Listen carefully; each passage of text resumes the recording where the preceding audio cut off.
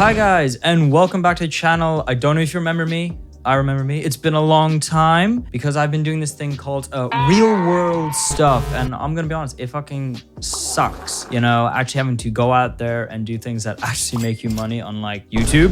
It's been so long. I don't know how long it's been. Months? I can't remember how many months. And I'm sweating because it is so goddamn humid right now. So much music has come out, the good, the bad, the ugly, and I thought, you know what? I'm just gonna give you a quick update about the music that I've just generally been listening to. Of course, for you guys, write down below what music have you been listening to. Let's get talking, let's figure it out. So for starters, I have been listening to none other than a little band called Bury Tomorrow.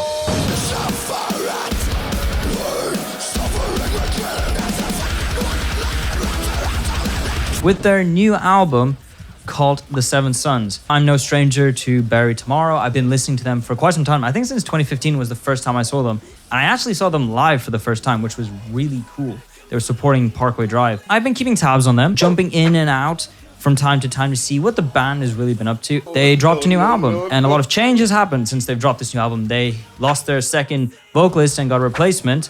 I'll be honest, the new vocalist doesn't really have as much of that unique vocal style, but he is a good addition. The piano playing that's been added to the band has been really fun, just something different for the band that's given them kind of new life. After a while, your band can get stale if you don't choose to be a bit more adventurous with your sound. But here, Bury Tomorrow, they have adventured a bit more, and they've got this new album called The Seven Sons. I've been really enjoying it. It's been on my gym playlist. Some tracks I've been liking are like Begin Again, Wrath, Heretic, Hair. So many great tracks off it. It's definitely been a bit nostalgic for me because I'm going back to that metalcore phase that I used to be, and a lot of other people used to be a part of way back in the day of the early 2000s. And I guess because it's a new decade, I'm going back to the start of what I listened to at the previous decade, if that makes any sense. But no, metalcore has been kind of awesome this year, and Bury Tomorrow is a perfect example. So if you haven't listened to it, the new Bury Tomorrow, awesome album. Let's go. Moving on, we're going to be talking about the environment now. And let's be honest, it's currently very disgusting how the environment is looking. And let's be honest, there's one thing metalheads want, and it is disgusting: breakdowns. And what better band encapsulates this than Cattle Decapitation?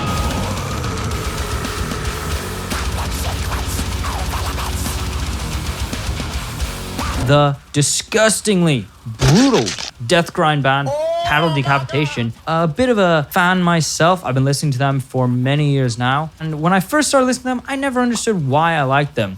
It's chaotic, it's disgusting, it's brutal, and that kind of just sums up why I've been listening to them. They have just constantly been on the cutting edge of heaviness since they've started, really. And so many deathcore vocalists have taken inspo from Travis Ryan, and who could blame them? He is one of the most diverse screamers I can think of, to the point where he was doing zombie sound effects for a video game, and yeah, that makes perfect sense. But this new album, of course, very similar thematically to their previous albums, which is about humans are scum, the environment is dying. You get the gist. If you've listened to one Cattle, album, you've pretty much listened to all of them thematically. I will say the new cover is, of course, interesting as ever with Cattle. They never cease to amaze me on the covers they get designed for their albums.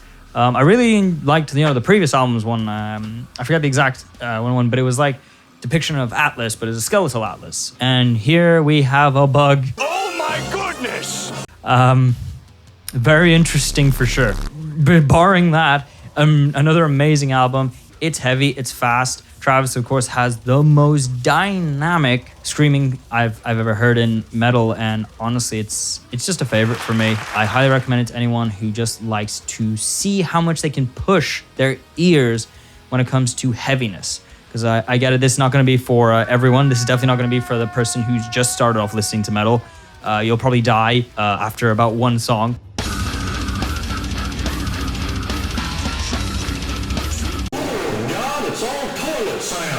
So if you have a bit more experience listening to metal, some death metal specifically in those terms, 100% give this a listen. You will not regret it. Moving on is another favorite of mine. This band is called Entheos.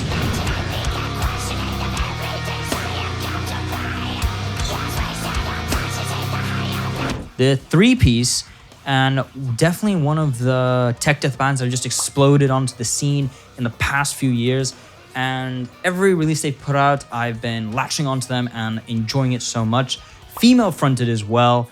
And I'm just gonna say now, and I probably feel like I've said it previously on this channel, she is insane as a vocalist. Easily competing with some of the male vocalists in the scene as well, if not doing a better job at it. She is disgusting, she's brutal.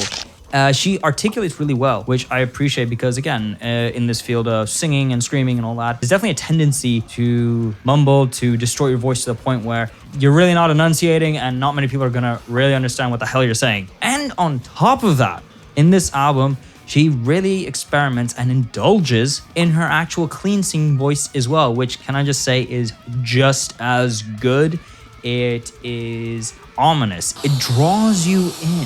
For me personally, that's something new about this band that I haven't experienced before. Another thing, the mix. Really good mix this time around. I did have some issues in the last album where I felt the bass was lacking, especially when you have a guy, Evan Brewer, who's this insanely good bassist, very articulate, very dynamic, and he has a lot of insane techniques to make that bass come through. And I feel like that's just been done a lot better on this album since the previous one. The writing, hugely improved, it flows a bit better. And speaking of flow, every track flows into the next. Why don't more bands do this? You're bringing together this amazing piece of work that is this full-length album. You know what, let's take that extra step and actually have the songs flow into each other in a way that it feels like a full journey, a full sort of listening experience from one to the next. I don't know why more bands don't do this, and when a band does do it, it always works. It always works so well, if done right.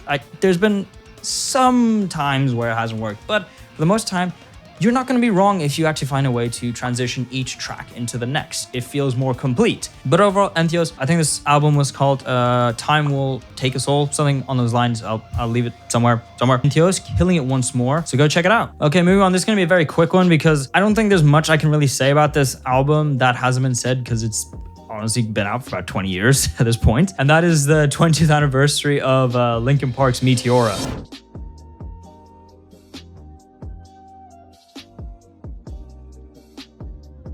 Definitely, yes, nostalgia bait right here. The album was the first album I ever bought when I was growing up. Yeah, it's an amazing album. All the new tracks are just as good. The biggest thing I can really say about this album is I was amazed that all the new tracks that weren't previously released for the album that came out now all sound so unbelievably good mix-wise. They stand up to any mix that has been out today, if not beats them. And these are songs that were mixed and mastered in 2003. That's telling.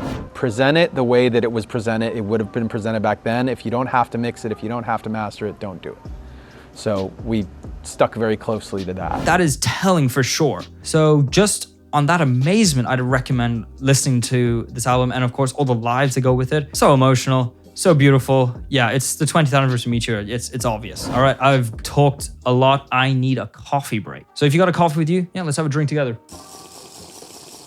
Gotta love that coffee. We are moving on now to The Amity Affliction with their album Not Without My Ghost.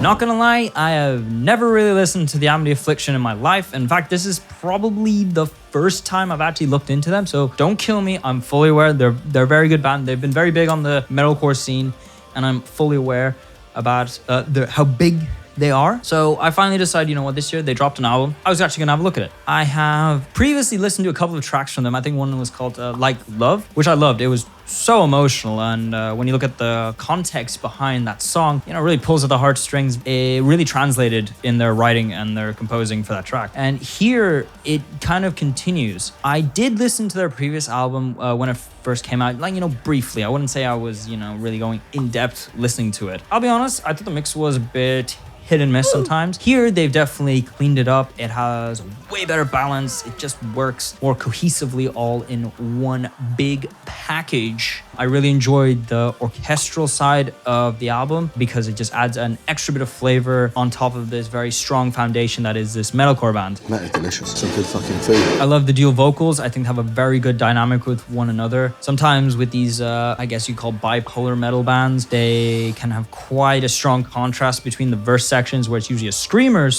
screaming, and then the choruses, which is a lot more cleaner, sort of singing. So I think they struck a very good balance on this one. Highly recommend this one. I wasn't anticipating it. I didn't know what I was getting myself into, and I'm really happy I took that leap of faith into this album, and yeah, I really enjoyed it. I mean, if you're already a fan, you probably love this album anyway. And finally, this was one of my big anticipated releases for the year, and that is none other than Veil of Maya with Mother.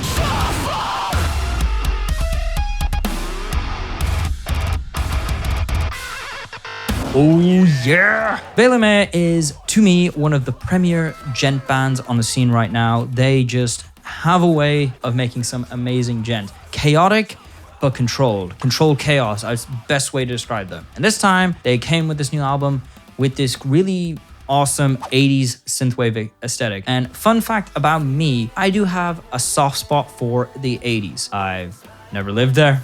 I wasn't even born there. In fact, I was born over a decade after that. But for some reason, I love 80s pop.